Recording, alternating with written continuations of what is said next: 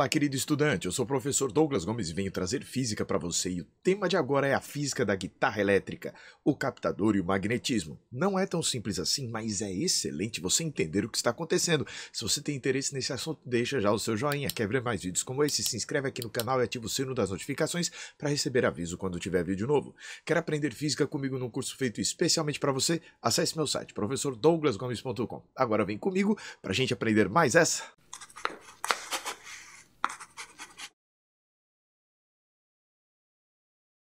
O som corresponde a vibrações que ocorrem no ar que, ao atingir o seu ouvido, te causa sensação de audição.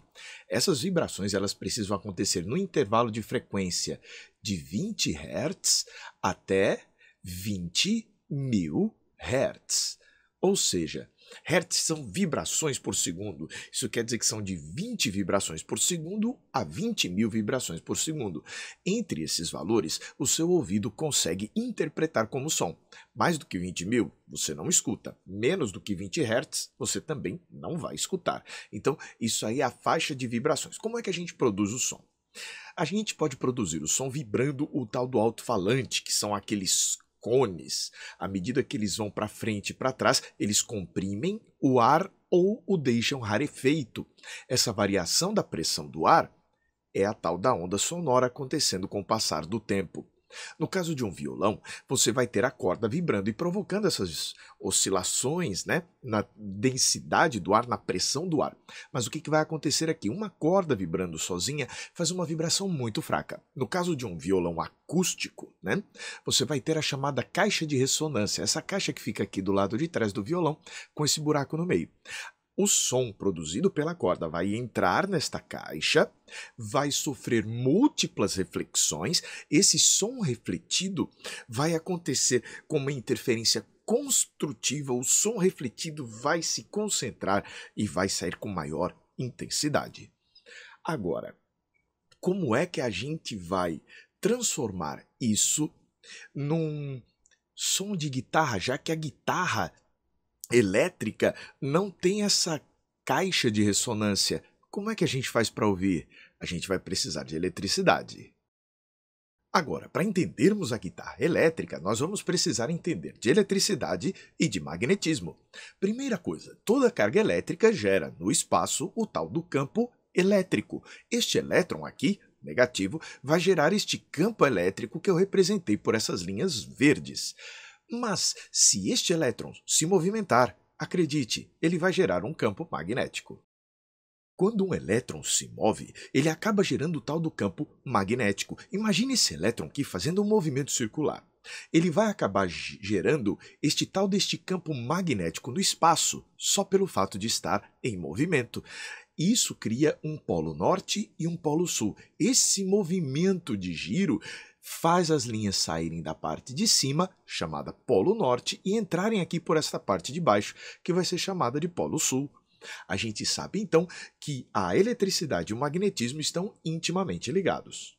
Quando a gente tem um ímã, a gente olha para cá e fala, pronto, olha, eu tenho um ímã aqui que tem um Polo Norte e um Polo Sul. O que vai acontecer? Dentro deste ímã existem os chamados domínios magnéticos, feitos de pequenos ímãs, que são os átomos. Estes átomos, quando estão todos alinhados, aproximadamente na mesma direção, acabam produzindo esse fenômeno do ímã que a gente segura na mão.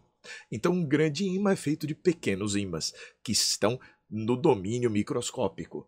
Se você tiver um pedaço de ferro, níquel ou cobalto não imantado, ele ainda tem os ímãs microscópicos dentro dele, só que eles estão desordenados. Quer ordenar esses domínios? Tem um jeito. Pegue um outro ímã e aproxime desse aqui, e ele vai se tornar imantado.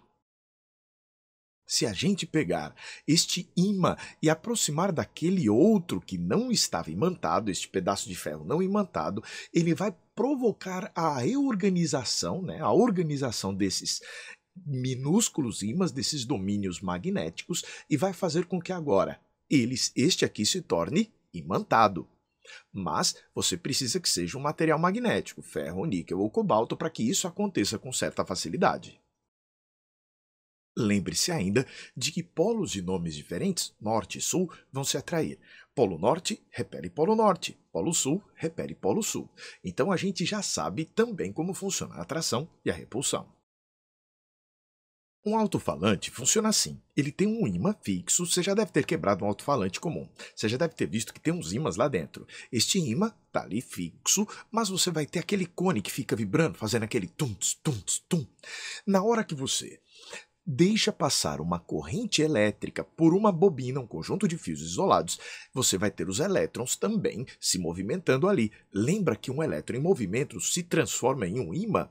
Pois é, só que a corrente que vai ficar passando por ali vai ser uma corrente de sentido variável, também chamado de corrente alternante ou alternada. À medida que essa alternância vai acontecendo, vai ter horas que desse lado aqui vai ser um polo norte, vai ter horas que deste lado aqui vai ser um polo sul. E por conta disso, tem horas que vamos ter atração, tem horas que nós vamos ter repulsão. É assim que fica acontecendo aquele movimento pulsante do alto-falante, daquele cone que fica na frente do alto-falante, por conta desta troca do sentido da corrente elétrica. Então nós precisamos de um sinal elétrico alternado para conseguir fazer o alto-falante funcionar. E a guitarra elétrica tem uma estratégia para proporcionar isso. Outro fenômeno para a gente entender é o da indução eletromagnética. Imagine que você tem aqui um ímã e uma espira, um fio enrolado. Nesse fio não tem absolutamente nada, nem está passando corrente, desde que você deixe esse ímã parado. A gente diz que o ímã acaba gerando o nosso tal campo magnético no espaço, e este campo magnético vai atravessar essa área da espira. A gente diz que o campo magnético flui por essa espira, há um fluxo de campo magnético nessa espira. A natureza nos diz, aí é a lei de Lenz, Faraday e Neumann, mas a natureza vai indicar para a gente que se a gente variar esse fluxo de campo magnético aqui no interior dessa espira, vai surgir uma corrente elétrica induzida. Então olha que legal, quando a gente pega uma carga elétrica e movimenta, gera um campo magnético. Quando a gente movimenta um campo magnético, a gente consegue fazer as cargas elétricas se movimentarem, no caso, induzir corrente. Se a gente movimentar alternadamente este ímã, a gente vai fazer acontecer uma corrente elétrica alternada induzida. Induzida por quem? Por conta do movimento aqui deste nosso ímã. E a nossa guitarra elétrica vai fazer isso. Se eu tiver uma corrente alternada, eu posso jogar essa corrente lá no alto-falante e fazer o alto-falante vibrar. Lembra disso? Vamos ver agora como funciona o captador de uma guitarra elétrica. Quando você olha para uma guitarra elétrica, estes elementos aqui são chamados captadores. O que eles vão fazer? Eles vão captar as vibrações da corda para poder levar para o alto-falante, e isso vai acontecer de maneira elétrica e magnética também. Aqui, essa guitarra tem 3 captadores. Tem guitarra de um captador só, de 2 captadores, tem vários tipos de guitarra. Mas você está vendo que aqui existem vários pontinhos, cada pontinho para uma determinada corda? Vamos dar um zoom e tentar entender o que acontece em cada um desses pontinhos do captador da guitarra elétrica. Vem comigo. Primeira parte, você vai ter aqui um ímã permanente estático, está aqui com o seu polo norte e sul, por exemplo. O que ele vai fazer? Ele está aqui embaixo da corda que está passando por cima dele.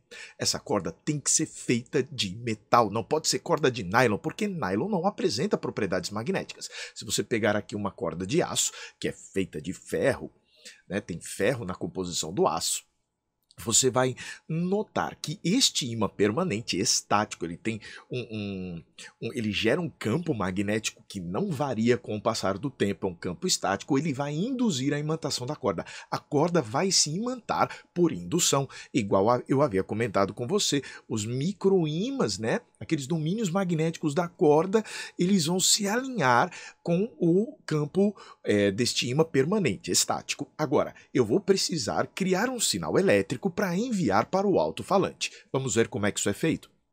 Nós vamos enrolar um fio de cobre, de bom condutor, aqui neste nosso ímã. Olha que interessante, este ímã estático permanente não consegue gerar campo elétrico aqui, fazendo gerar uma corrente elétrica nesta associação aqui de espiras, né? Nesta bobina que a gente criou. Para que a gente consiga induzir uma corrente elétrica, de acordo com a lei de Lenz, Faraday e Neumann, é necessário que o campo magnético fique variando. Eu preciso chacoalhar o ímã. Este ímã aqui está estático, aqui na construção do nosso captador. Mas lembre-se de que a corda, na hora que você tocar, ela vai começar a vibrar. E no que ela vibra, esses imãzinhos aqui, elementares, eles vão acabar provocando uma variação do fluxo magnético nesta bobina que está por aqui. E isso vai induzir um sinal de corrente, uma corrente alternada.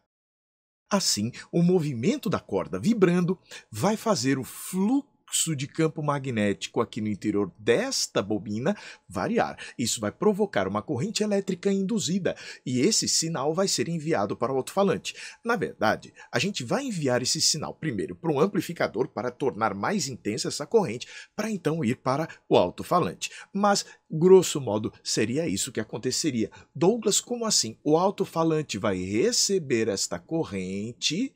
Cadê o nosso alto-falante? Está bem aqui, ó.